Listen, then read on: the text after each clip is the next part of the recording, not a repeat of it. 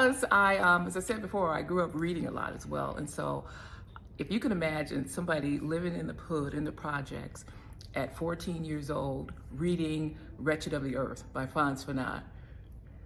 Right. So always woke, if you will, in terms of Black power and our Black struggle at an early age. And I'll tell you the quick story of how that came about. I was a young girl, and I used to go to the library after school. And at first I just went and just hung out and was just running around, really not focused on anything. And one day, the librarian, this old, mean looking old white lady, she asked me to step outside. And I thought, wow, this lady's kicking me out of the library. I didn't even do anything, right? But no, she wasn't kicking me out. We stood in front of the building, and she asked me to read the name of the gentleman who was stenciled in the marble on the library. And I read the name Andrew Carnegie. And she later asked me, as we went back in the library, she asked, now, why is his name on the library? I had never heard of Andrew Carnegie. And I said, well, is he the mayor or something? She said, no, he's not the mayor. She gave me my first research assignment. She said, I want you to do some research and find out why Andrew Carnegie's name is on this library.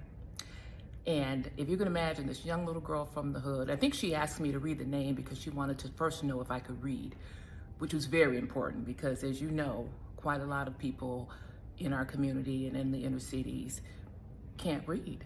And, you know, we can perhaps talk about that a little later. But anyway, I had my first research assignment, and I came back after a couple of days and shared with her my information. Well, Andrew Carnegie's name was on that library because, as a philanthropist, he gave the money to build that library, as he had done most public libraries in the United States and in the late 1800s.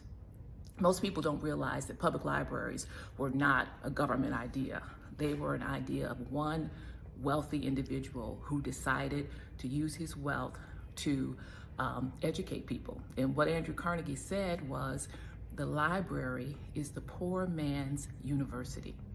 And that is what it was for me. The public library, with that free library card, was my university at a young age.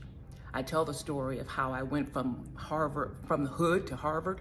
It was the public library, because the second thing that that librarian did was she walked me down the aisle and she said to the Black section of the books, the Black history, all of the, Black literary people from the Black Harlem Renaissance. She said, I want you to familiarize yourself with some of these books. Boy, did she open a window for me. I devoured Black history, Black Renaissance books, Black Boy, if you remember, Langston Hughes and Conte Collins and Gwendolyn Brooks. At a young age, I was reading these types of books. That's how I came upon Frantz Fanon and the Wretched of the Earth as a 14-year-old. So while I was in the ghetto and in the hood, I was so much further beyond my environment through the window of books and the window of reading. So that's a little bit about my story. Well, we know that research was really research. When she gave you that research assignment, you couldn't just go to Google, honey.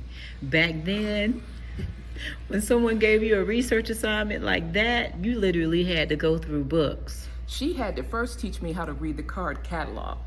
I don't know if you remember way back then. I don't want to date myself, but I'm decades in, and there was no such thing as an internet, quite frankly. I had to go to the card catalog and learn how to look up books in a card catalog and then go to the bookshelves based on the card catalog. And that is something that's like a lost art for some